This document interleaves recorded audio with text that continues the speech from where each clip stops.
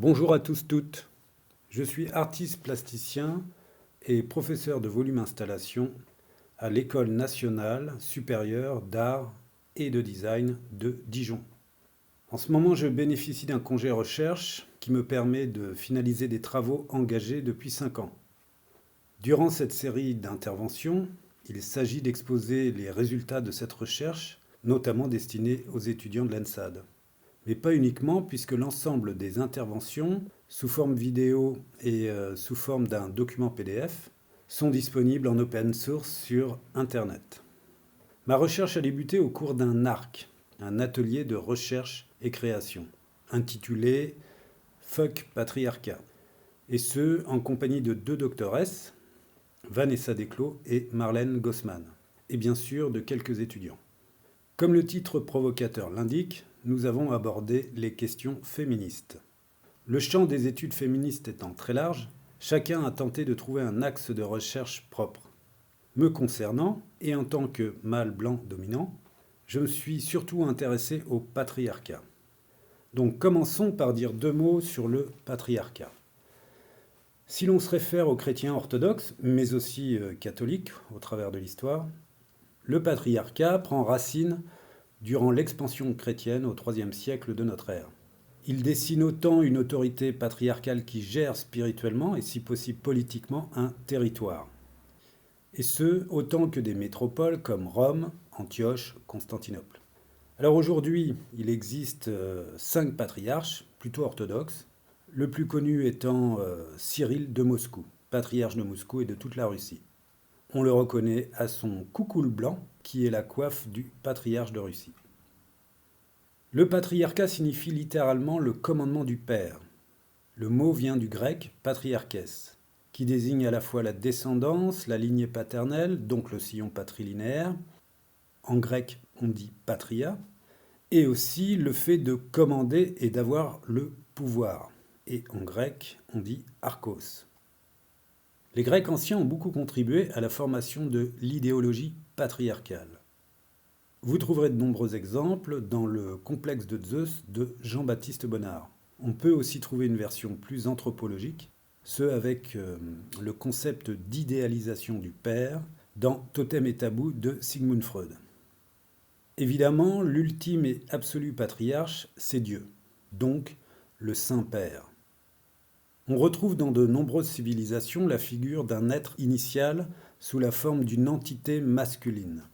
Ouranos pour les Grecs, Ré pour les Égyptiens, Yahvé pour la religion juive, Allah pour la religion musulmane et Dieu pour les chrétiens. Mais aussi pour les régimes communistes, car Marx et Engels, malgré leurs œuvres, n'échappent pas à l'élaboration de figures à l'origine d'un commencement et propre à l'idéologie patriarcale. Cette idéologie est présente partout dans le monde. Le père de famille emprunte et perpétue la figure du patriarche, par exemple, comme toutes les attitudes paternalistes qui, en tant que comportement, ne concernent pas spécifiquement les hommes. Toutefois, le sens actuel du mot tel que nous l'entendons est récent. Il date du XIXe siècle et signifie une société gouvernée par les hommes. Bon, voilà en gros pour le patriarcat. Alors de fil en aiguille, je me suis questionné sur ce qu'on appelle la domination masculine. Toutefois, les recherches m'ont invité à mettre de côté le genre masculin-féminin, et à focaliser mon attention plutôt sur la domination. Du latin dominatio, ce terme renvoie autant à la domination qu'à la souveraineté. Contrairement à la domination, la souveraineté est plus positive et polysémique. La souveraineté relève de l'autonomie comme de l'indépendance individuelle. Par conséquent, la souveraineté renvoie autant à des qualités éthiques, à une politique aussi, qu'à une position dominante qui exerce des pouvoirs sur une famille ou sur une population. Pour évoquer les qualités positives de la souveraineté, je vais faire appel à Emmanuel Kant, qui utilise le terme le souverain bien pour qualifier le bien suprême. Alors on trouve ça dans la critique de la raison pure de Kant. En revanche, la domination, plus monosémique, s'abat de manière implacable sur les hommes et les femmes, tout comme sur le vivant et la nature. sachant que nous dominons la nature afin d'en devenir maître et possesseur. Se rendre maître et possesseur de la nature étant une formule de René Descartes. À ce point nommé, je vais faire une petite digression sous la forme d'un classement. La domination renvoie explicitement à la soumission et la souveraineté à l'exploitation. On peut envisager les choses sous l'angle de la relation maître-esclave. Alors Hegel a travaillé ces deux notions sous une forme dialectique. C'est-à-dire que l'une et l'autre, l'une n'existe pas sans l'autre. Alors on peut aussi l'envisager sous l'angle du sadisme et du masochisme. Donc quelque part du sadomasochisme. Quand je dis sadomasochiste, il faut bien entendre la relation dialectique qu'entretiennent ces figures. La souveraineté et la domination sont l'avers et le revers d'une même pièce. Il n'existe pas de souverain sans dominé, ni de dominant sans sujet. Alors ici, mon clone va faire un placement de produit gratuit. J'expose sous vos yeux ébahis les résultats d'une recherche. C'est une synthèse et je ne peux pas véritablement entrer dans les détails. Détails que vous trouverez cependant dans un document de recherche qui s'intitule Le prestige d'exister. Ce document de recherche est bien entendu disponible en open source et en PDF. Après cette petite note d'intention qui permet de situer mes préoccupations, je vais vous présenter mon axe de travail en m'appuyant sur un rapport de force que met en place Karl Marx. Il est important de préciser que je vais revisiter Karl Marx. Je vais l'interpréter, l'actualiser. Par conséquent, je ne vais pas commenter, mais bel et bien m'approprier les spéculations de Karl Marx. Donc, Karl Marx divise la société en deux structures. L'une est la superstructure et l'autre l'infrastructure. De manière générale, la superstructure représente pour Marx l'idéologie. Alors l'idéologie, c'est la science des idées. Et c'est notamment comment les idées vont conditionner, influencer, organiser autant la superstructure que l'infrastructure. Donc, instaurer un ordre selon les groupes humains, les communautés, les États, les empires. Il est important de comprendre que la superstructure est le lieu de l'affirmation, de la positivité et surtout de la visibilité. Et bien entendu, pour nos contemporains, c'est le lieu de l'information, voire de la désinformation. Cet espace est par conséquent, ou du moins je le considère comme un espace public. Et il participe évidemment de la souveraineté. Alors je vais vous énumérer les choses les plus basiques. Au sein de la superstructure, on trouve l'art, la culture, mais aussi le sport, qui n'existait pas à l'époque de Marx, bien entendu. Et pour Marx, la superstructure qui représente l'idéologie innerve également toutes les religions. Les religions ne sont pas en dehors de la superstructure. Elle détermine aussi l'économie capitaliste et bien entendu hiérarchise les classes sociales, ce qu'on verra tout à l'heure. Il y a aussi la race, un concept problématique puisqu'il est issu de la colonisation espagnole, française, portugaise, anglaise, etc., etc. La notion de race est apparue au XVIIIe siècle. Pour le dire de façon très imagée, le colonisateur oppose systématiquement son bon Dieu, ses bonnes valeurs, ses bons comportements, ses bonnes mœurs au colonisé qui, par définition, est moche, pauvre, bête et méchant. On constate que les préjugés raciaux sont encore très ancrés et très actifs dans toutes les sociétés. D'un autre côté, on pourrait, sans la comparer, opposer la race à l'ethnie. Dans ce cadre, du moins dans le cadre de l'ethnie, ce sont des groupes humains ayant des mœurs et des traditions, des cultes et des économies qui leur sont propres et qui sont intrinsèques à des modes de vie. Ce en fonction des ressources naturelles, du climat, etc., etc. Aujourd'hui, dans l'espace mondialisé, il me semble que l'ethnie participe, malgré elle, de l'idéologie. Du moins, les ethnies sont très clairement impactées si l'on se réfère, par exemple, au triste génocide du Rwanda.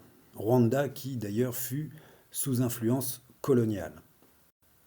Enfin, il y a les sexualités. Tout du moins, la sexualité hétérosexuelle qui détermine le genre masculin-féminin, comme le sexe mâle-femelle ou comme les modalités de reproduction patrilinéaire. Alors il y a une évolution des mœurs concernant les sexualités et on peut parler du mouvement LGBTQ+. Alors maintenant l'infrastructure. Pour Marx, l'infrastructure représente les conditions réelles de production. Il s'agit autant de l'organisation du travail que de manière plus contemporaine, puisqu'à l'époque de Marx, les congés payés n'existaient pas, de l'organisation de la vie domestique et des loisirs. L'organisation du travail, comme l'exploitation de la force de travail des salariés, concerne majoritairement les entreprises privées et la manière dont on va rentabiliser les coûts de production, créer de la plus-value, engendrer les bénéfices et distribuer des dividendes aux actionnaires. Le fer de lance de la mondialisation est, depuis la crise pétrolière de 1973, le néolibéralisme. De ce point de vue, et vu l'essor du néolibéralisme dans toutes les sociétés, les institutions publiques sont aujourd'hui soumises au même titre que les entreprises privées à la pression managériale, au rendement et à la rentabilité. L'idée consistant à privatiser progressivement toutes les institutions publiques, excepté bien entendu l'armée, la police, l'État et la justice. Alors ici, nous touchons 3 points. L'éducation, la santé et le travail. Alors le dressage des esprits, le soin ou la guérison des corps et l'usage de la force de travail peuvent être privatisés. L'éducation, la santé et le travail est évidemment dominé par l'idéologie et un appareil idéologique d'État. Alors ce dernier énoncé nous vient de Louis Althusser. Par conséquent, le pouvoir de la superstructure consiste aussi à faire en sorte que les membres de l'infrastructure assimilent les ordres et les commandements de l'idéologie dominante, ce qui participe finalement de la servitude volontaire.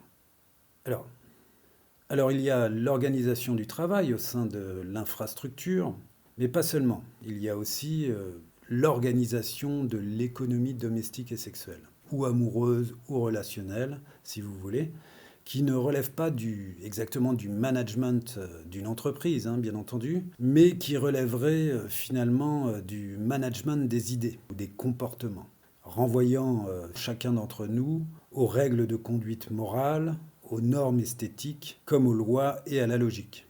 Alors comme point de repère, pour creuser un peu dans ce domaine, La Société du spectacle, ouvrage de Guy Debord, est de ce point de vue toujours d'actualité, puisque La Société du spectacle date de la fin des années 60. Et puis pour citer un livre plus actuel, de Grégoire Chamaillou, vous pouvez aussi consulter La Société ingouvernable, une généalogie du libéralisme autoritaire. L'infrastructure participe finalement à la gestion et à l'organisation de la sphère privée. Donc, il y a un horizon qui sépare, à mon humble avis, la superstructure de l'infrastructure. Par conséquent, l'infrastructure dépend plutôt de l'invisibilité, de la négation et surtout de la dénégation. Pour mieux situer la relation public-privé, nous allons nous inspirer de la sociologie. Et nous allons diviser cette pyramide sous forme de classes. Alors vous avez en haut du panier ce que j'appelle l'aristocratie financière. Elle représente le 1% symbolique qui s'oppose aux 99% de la population mondiale. Puis la haute bourgeoisie, la moyenne bourgeoisie, la petite bourgeoisie qui se trouve à cheval sur l'horizon. Et puis les classes moyennes qui représentent une masse importante, bien qu'elles soient très malmenées depuis la crise de 1973. Et puis le monde des ouvriers et des emplois précaires. Alors évidemment, on peut établir des divisions encore plus subtiles entre chaque classe, voire s'appuyer sur d'autres modèles. Enfin, il existe ce que Marx appelle le lumpenprolétariat, c'est-à-dire en traduction littérale, les gueux prolétaires, qui, pour Marx, n'ont aucune conscience de classe et dont le seul but est de survivre. Donc les migrants, les sans-papiers, les SDF, éventuellement les étudiants précaires, voire la majorité des artistes plasticiens. Alors évidemment, lorsqu'on n'a pas de conscience de classe, lorsqu'on n'est pas organisé, le capitalisme ou le néolibéralisme, le capitalisme sauvage, peut pleinement profiter de la force de travail des personnes qui se retrouvent en situation de précarité extrême. Alors évidemment, la superstructure offre aux personnes des quarts d'heure de gloire, comme l'avait prédit Andy Warhol par ailleurs, et ce par le biais des jeux télévisés, des reality shows, etc., etc. Sachant bien entendu que tout est sous contrôle. Nous n'accédons pas à la visibilité nationale par hasard. Alors maintenant, nous allons passer à un autre petit tableau et nous allons travailler de manière un petit peu plus philosophique. Je pars d'une affirmation qui est la suivante. Toute l'espèce humaine, sans exception, lutte pour la reconnaissance. Être reconnu à une échelle nationale, pour les membres de l'infrastructure, participe clairement de la loterie et assez peu de la méritocratie. Alors pour les membres de la superstructure, qui bénéficient d'un héritage à la fois culturel et financier, c'est en règle générale beaucoup plus simple pour accéder à la reconnaissance. Toutefois, et pour nous tous, lutter pour être reconnu au sein d'un milieu professionnel, au sein d'une sphère aristocratique ou bourgeoise, au sein d'une structure sociale ou même au sein de la cellule familiale est un fait auquel personne n'échappe. Pour en expliquer les causes, une petite digression est nécessaire. Notre espèce est conditionnée par au moins 3 appétits. On pourrait aussi dire dispositions. Donc les trois dispositions sont la cupidité, l'orgueil et la pulsion sexuelle et morbide. Alors ce dernier mot, pulsion sexuelle et morbide, nous vient de Sigmund Freud. Alors je traduis ça par la pulsion prédatrice. La cupidité participe d'un travail pour ses intérêts propres, comme elle participe de la recherche du gain et de la récompense. Quant à l'orgueil, c'est plutôt du domaine de la gloire, de la notoriété, des honneurs, des luttes de prestige et finalement des façons dont on incarne une figure du pouvoir. Enfin, la pulsion prédatrice, ou si vous voulez la pulsion sexuelle et morbide, nous mène par le bout du nez. Malgré tous nos efforts, elle nous renvoie à la prédation, et notamment à la puissance de prédation. Alors quand je parle de puissance, je ne parle pas de pouvoir.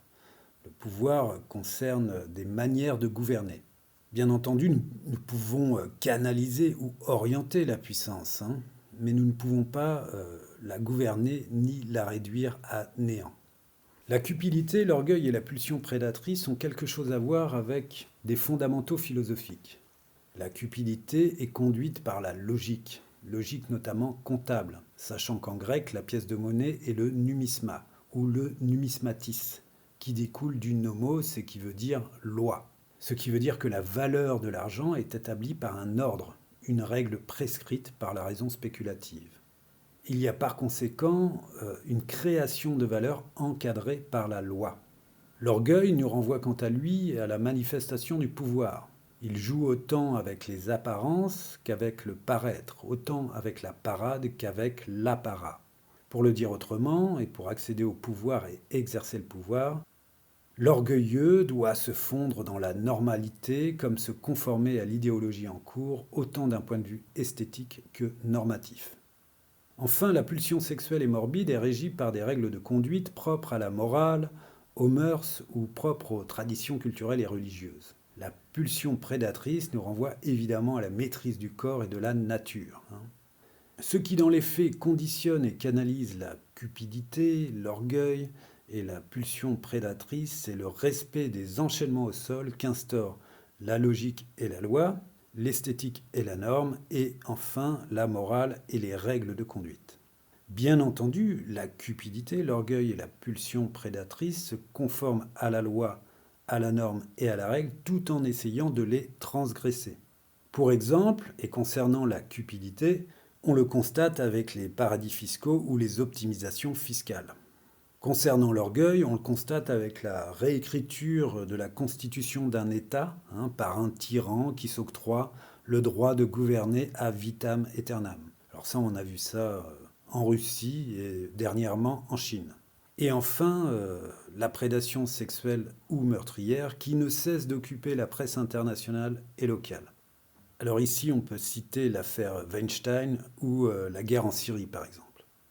Évidemment, nous sommes très très bien abreuvés par les médias concernant les effets de la prédation sexuelle et de la prédation et les effets de la prédation meurtrière.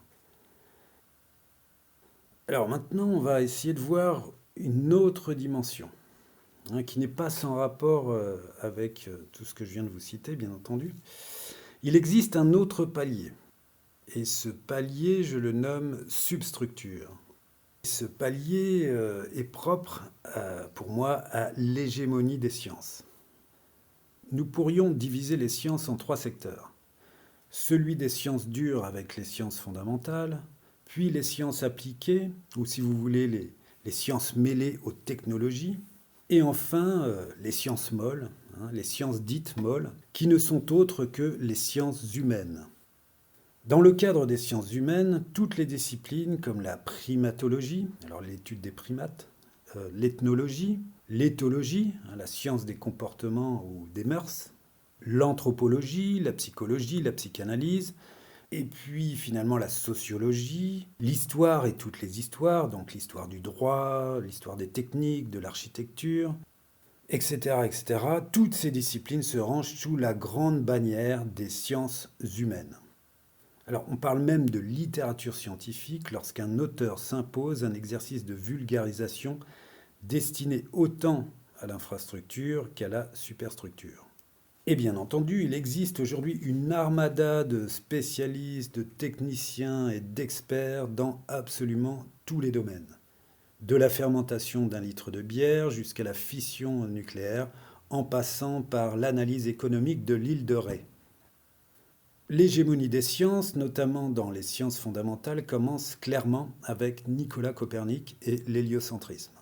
L'invention de l'imprimerie avec Gutenberg est une révolution en termes de diffusion et de partage des savoirs, mais également concernant une approche à la fois plus matérialiste, plus objective, et voire plus standard du texte.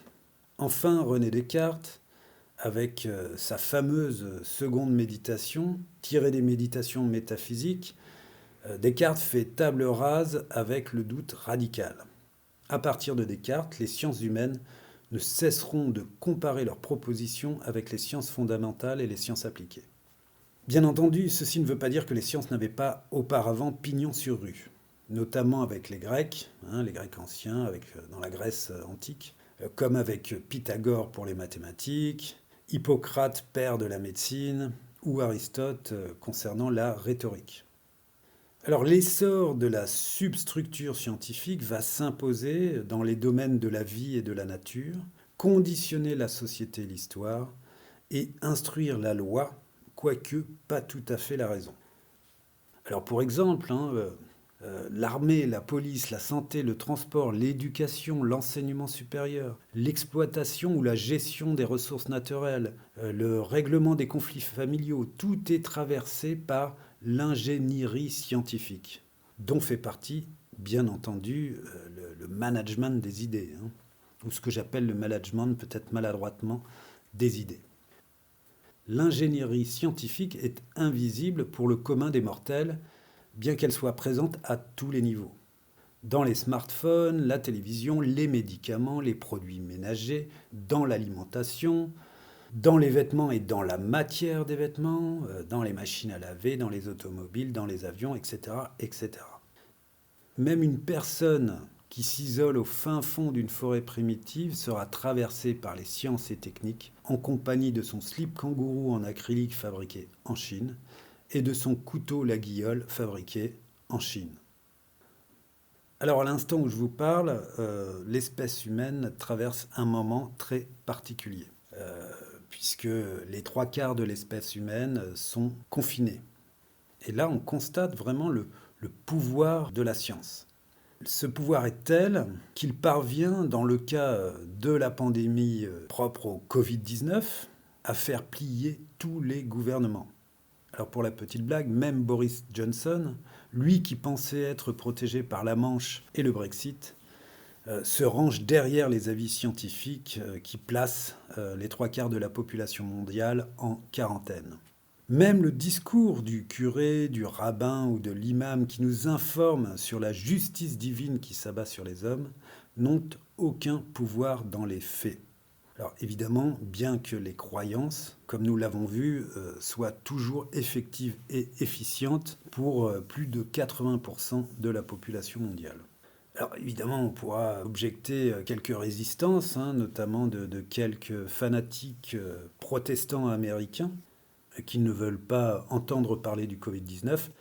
Mais bon, lorsque ça va leur tomber dessus, je pense qu'ils vont suivre finalement les conseils des scientifiques. Alors, après ce petit déroulé autour des sciences humaines, des sciences appliquées, des sciences fondamentales, je vais ajouter une autre dimension qui m'intéresse plus particulièrement et que je nomme structure archaïque et qui devrait déboucher sur une hypothèse hein, que j'ai essayé de former, ou de forger plutôt, et que j'intitule la logique ternaire. La difficulté est d'opérer un classement cohérent, mais aussi de laisser l'imaginaire faire son travail. Donc, je vais reprendre les trois termes qui pour moi sont fondateurs et propres à la Grèce antique. Alors, la logique, l'esthétique, la morale. Cette brochette de concepts représente ce qu'on appelle des transcendantaux, ou bien, si vous voulez, des réalités intelligibles. Dans le cadre des transcendantaux et des réalités intelligibles, il est important de comprendre que les enjeux sont dialectiques. Par conséquent, les trois concepts sont reliés entre eux. Tous les concepts dépendent les uns des autres. Alors on peut cependant les extraire pour dire que la logique se réfère à la loi, donc à la délimitation d'un périmètre d'action, que l'esthétique consiste à se conformer intellectuellement, physiquement, socialement, politiquement à la norme, et enfin que la morale se rapporte à des règles de conduite comme à une discipline de vie. Mais comme nous l'avons vu précédemment, la loi, la norme ou la règle, qui sont quelque part des cadres, sont chaque jour, quotidiennement transgressées. Alors, elles sont transgressées en bien ou en mal. Cette transgression peut faire évoluer les mœurs, comme les lois, ou les faire complètement régresser. Maintenant, je vais exposer les relations que j'établis entre les sciences humaines et la logique, entre les sciences appliquées et l'esthétique, et entre les sciences fondamentales et la morale. Alors, je vais commencer par les sciences fondamentales et la morale. Intuitivement, les sciences fondamentales devraient correspondre à la logique, du fait même que la science n'est pas en soi morale. La science ne fait pas de politique. La science ne détermine pas ce qui est bien ou mal. Elle s'attelle à créer des protocoles et non des règles de conduite. Pourtant, et dans le cadre du confinement, c'est bien la science fondamentale qui s'invite frontalement dans le débat éthique et dans l'action politique. C'est elle qui instaure la règle du jeu, ce en regard de ses propres limites et de son agenda concernant la découverte d'un vaccin contre le Covid-19. Les sciences fondamentales s'accommodent des désirs de l'exécutif, du législatif ou du judiciaire, sachant que ces trois pouvoirs sont eux-mêmes influencés par l'idéologie patriarcale, nous renvoyant aux religions, aux croyances, aux traditions, aux mœurs, aux coutumes, etc. etc. Par exemple, du 19e siècle jusqu'à la fin du 20e siècle, les sciences fondamentales accordaient leur violon avec l'exécutif, le législatif ou le judiciaire, tout autant qu'avec la religion, la morale et les mœurs, afin de considérer les homosexuels comme des malades mentaux. Autre exemple. Alors ici, je vais rappeler la phrase de la Genèse adressée à toute l'humanité. Donc je cite, croissez et multipliez-vous, remplissez la terre, assujettissez-la, dominez les poissons de la mer, les oiseaux et tous les animaux qui se meuvent sur la terre. Fin de citation. Moralité, les sciences fondamentales enchevêtrées à l'idéologie politique et religieuse ont permis une explosion de la démographie depuis un siècle. 1,5 milliard d'individus au début du XXe siècle pour 7,5 milliards d'individus en 2020. En outre, c'est grâce aux sciences fondamentales qu'il existe objectivement un allongement de la durée de vie, comme une mortalité infantile jugulée à peu près sur tous les territoires. L'enchevêtrement entre les sciences fondamentales et les croyances patriarcales à la fois politiques et religieuses sont clairement stimulés par les pulsions prédatrices, donc par les pulsions sexuelles et morbides qui, justement, dans le cadre du patriarcat mondialisé, ont pour mission la préservation du sillon patrilinéaire. Préservation du sillon patrilinéaire, évidemment pour toute l'éternité, et auquel participe, bien entendu, tout bon père de famille. De ce point de vue, il s'est produit un changement de paradigme durant le XXe siècle. Alors certes, la morale dicte toujours des règles de conduite propres à maintenir les populations dans un état de stupeur hébété. Mais en réalité, ce sont les sciences fondamentales qui participent activement et concrètement à la construction du mythe de la vie éternelle. Ici, on le constate avec nos transhumanistes, financés par Google, qui imaginent non seulement dupliquer leur corps à l'identique et à l'infini, et par-dessus le marché, transférer leur actuelle conscience dans un corps tout neuf. Bref, en français, l'acronyme SF peut autant correspondre aux sciences fondamentales qu'à la science-fiction. Science-fiction qui poursuit la généalogie morale au sens où elle nous propose soit l'enfer, soit le paradis. Alors ici, je vous renvoie à la grande saga Star Wars. Maintenant, passons aux sciences appliquées et à l'esthétique. Le rapport entre les sciences appliquées et l'esthétique provient de la synthèse entre les sciences humaines et les sciences fondamentales.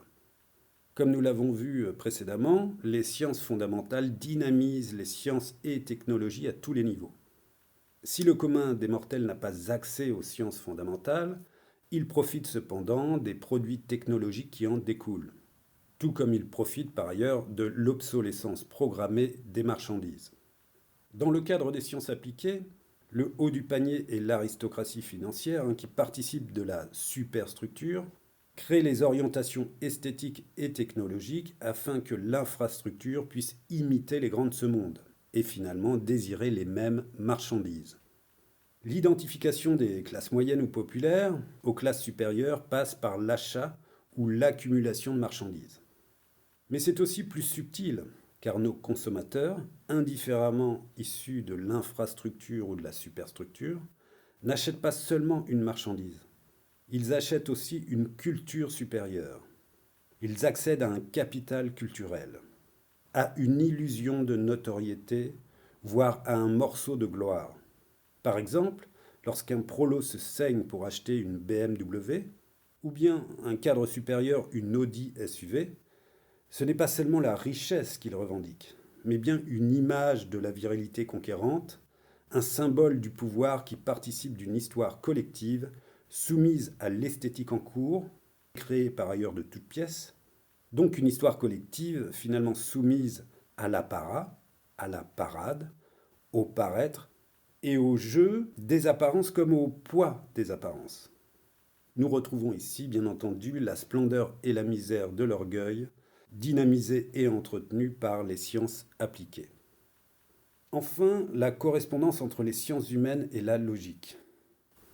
Découlant d'un certain goût pour la justice ayant pour mission d'équilibrer les rapports de force, nous pourrions espérer que la logique enchevêtrée à la raison dans le cadre du droit puisse nous offrir quelques espoirs concernant le devenir de l'humanité. Il reste que les sciences humaines ne sont pas moins soumises à l'ambivalence des calculs de la raison, et donc de la ruse qui en découle. Les sciences humaines, comme les sciences appliquées ou les sciences fondamentales, se veulent bien entendu objectives, neutres, impartiales, donc dénuées de toute pensée morale, de tout comportement ostentatoire, comme dénuées de tout intérêt personnel. Le savoir est par définition désintéressé.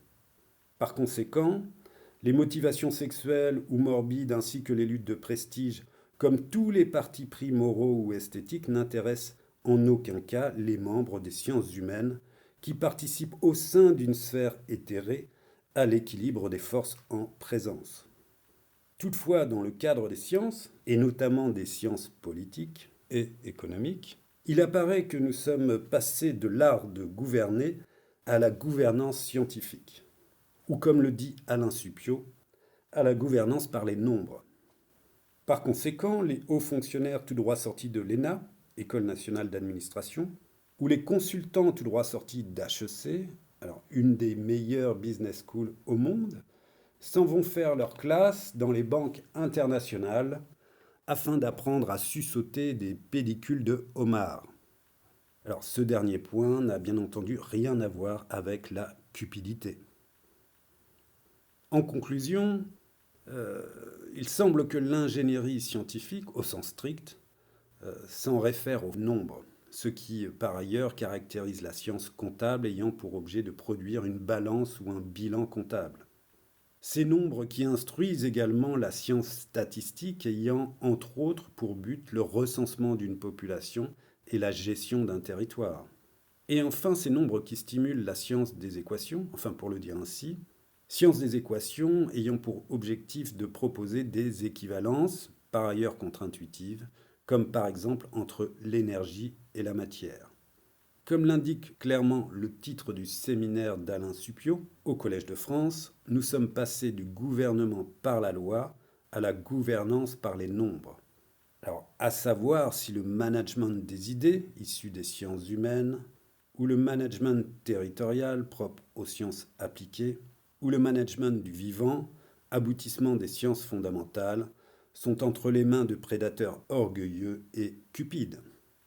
Pourrons-nous un jour élever le débat au-delà des ceintures en croco et proposer un contrôle, une maîtrise, une régulation réelle de l'ingénierie scientifique, exacerbant le trading à haute fréquence, motivant la création de techniques d'exploitation dévastatrices, comme provoquant des dérèglements physiques, biologiques et chimiques de la matière et du vivant.